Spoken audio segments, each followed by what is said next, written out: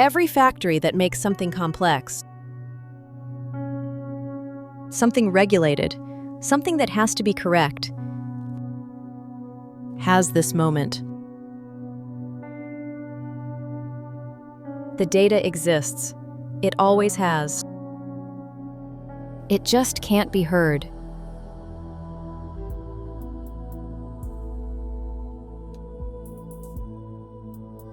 The information was there, it just couldn't see itself. Until it could.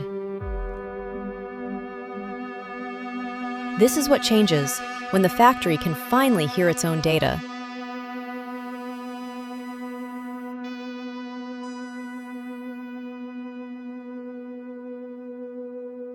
Not automation, not replacement, recognition.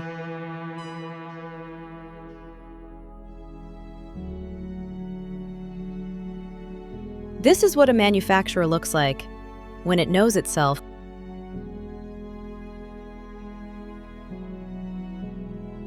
And you'll get there first. Elevated signals, the future of manufacturing intelligence, is here.